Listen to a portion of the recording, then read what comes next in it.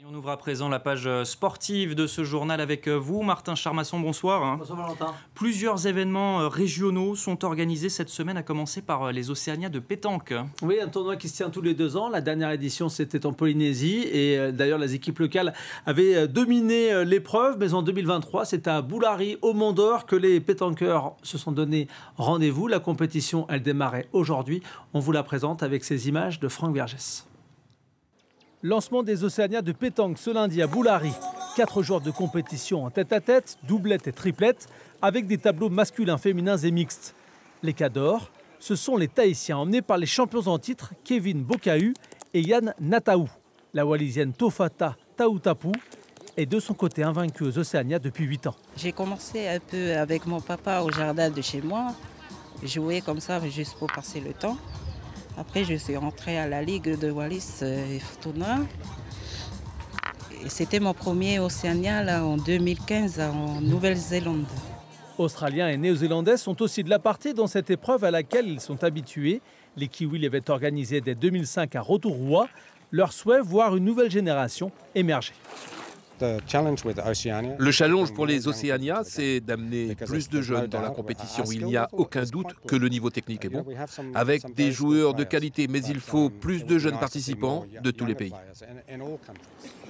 Côté Nouvelle-Calédonie, on compte 23 sélectionnés qui tenteront de tirer leur épingle du jeu en fonction des catégories.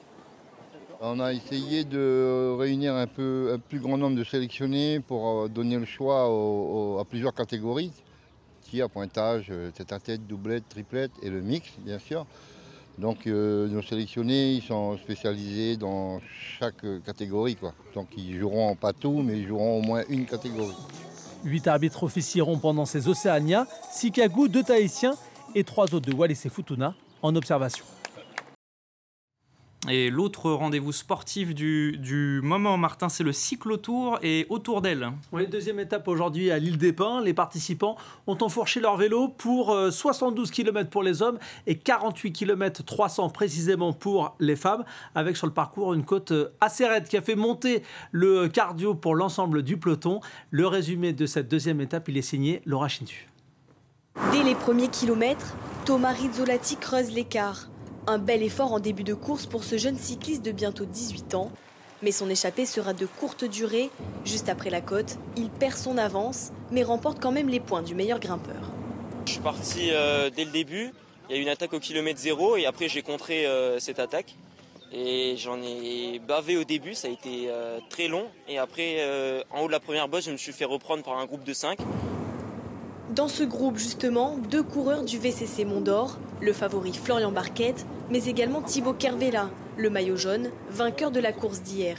Aujourd'hui encore, il est le premier à passer la ligne d'arrivée en 1h52. À toute l'échappée, on sort, on rattrape Thomas qui était échappé devant.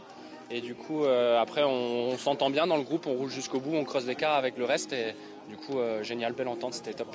On a pris plein les yeux avec la météo, en plus c'était top. Fallait pas oublier la crème solaire du coup et c'était génial. Chez les femmes, Manon Brasseur du CTNC s'échappe du peloton dès le 10e kilomètre. Elle restera en tête jusqu'à la fin de la course. Sandra Guéral la suit, mais ne parviendra pas à la rattraper. Les 2 coureuses passent la ligne d'arrivée à 1 minute d'écart en 1h27. Bien fatiguée quand même parce que j'ai fait une bonne partie de la course devant, donc c'est un peu sport on va dire de faire une course devant. Chose positive, c'est que j'ai réussi à passer la bosse aussi encore en tête, donc ça m'a permis de creuser un peu l'écart et de garder cet écart justement jusqu'à la fin. C'est magnifique parce qu'il y a du monde quand même en bord de route, il y a des petits jeunes et puis à l'arrivée il y a tous les coureurs, donc c'est exceptionnel. Le repos sera de courte durée pour les cyclistes. Demain, ils enfourcheront leur vélo pour l'épreuve du contre-la-montre. Et on en vient au résumé du week-end, Martin, avec à Népouy ce dimanche 50 pilotes pour la 5e étape des championnats de motocross de Nouvelle-Calédonie. Et on a invité une délégation de la Fédération tahitienne de motocyclisme qui est venue avec 10 pilotes dans chaque catégorie. Dans le résumé, on va évoquer également le championnat international d'optimisme qui va débuter demain à la Côte-Blanche à Nouméa. Et puis on fait un point sur la Coupe du Monde de rugby, résumé avec des images de Franck Vergès et de Nathan Pauteta. Népouy et sa poudreuse blanche et sableuse, Une réputation pour un circuit de moitié dans les collines de forêt sèche, de moitié dans les plaines de terre rouge, typiques du pays. Dimanche matin et avec un temps sec, les coureurs et les 4 clubs de motocross du pays ont pris possession des lieux. Fait exceptionnel, une délégation tahitienne a fait le voyage avec 10 pilotes. Pour eux, l'essentiel reste le partage. Non, c'est côté tombé, comme c'était dans le tournant là en bas, c'est ce côté.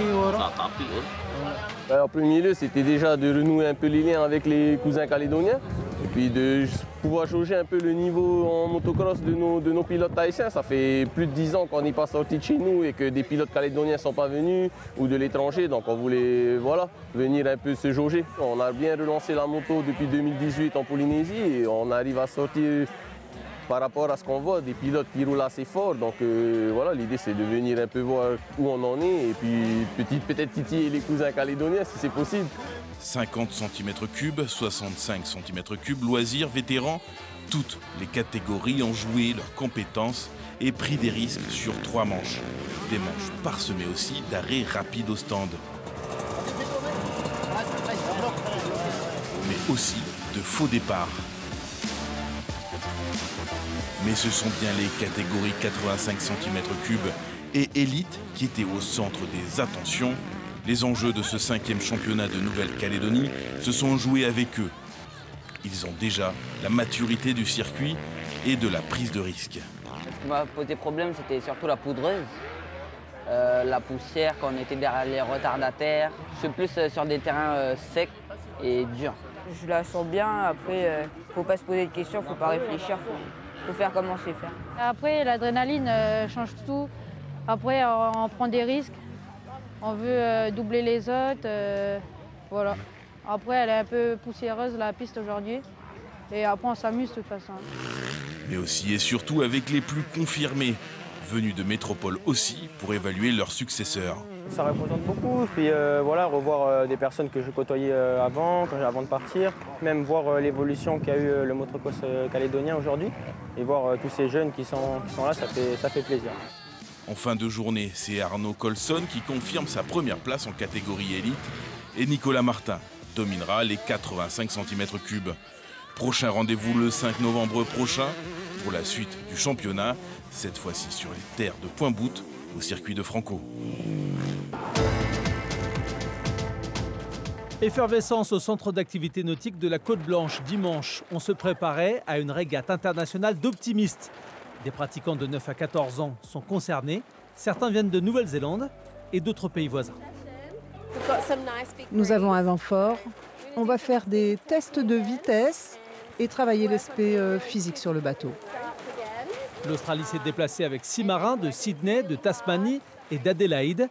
Elle participe au déplacement sur la Nouvelle-Calédonie depuis plus de 5 ans. Mes navigateurs font partie d'un centre de formation féminin.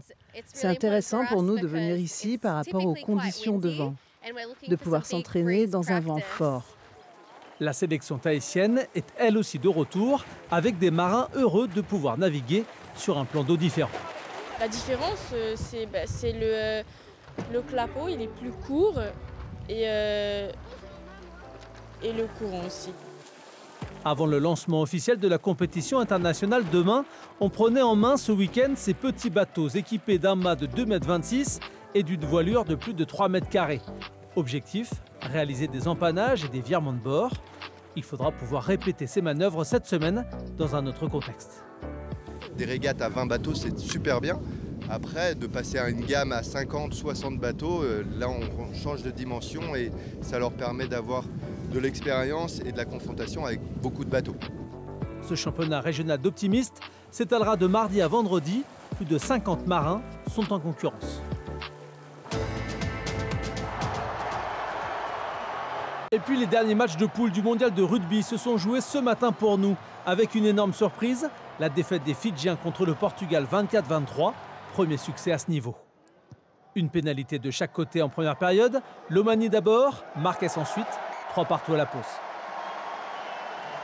Les choses s'accélèrent en seconde mi-temps. Costa Storti pour laisser Portugal à 45e. Mais la réponse du 3e ligne de La Rochelle, Botia, intervient 6 minutes plus tard. 180 secondes passent et le pilier Fernandez redonne l'avantage aux outsiders. Les Fidjiens recollent malgré tout avec l'essai du pilier d'Auger. l'Ommanie rajoute 2 pénalités, 23-17 à 4 minutes du terme. Mais à la dernière seconde, le demi de mêlée de Béziers, Samuel Marques, inscrit l'essai de la gagne. Victoire 24-23 du Portugal. En quart de finale, dimanche matin pour nous, le Pays de Galles sera opposé à l'Argentine, qui a battu le Japon 39-27 pour s'assurer la 2e place du groupe B. L'Irlande, elle, affrontera la Nouvelle-Zélande. Un choc à suivre en direct sur RMC La Première.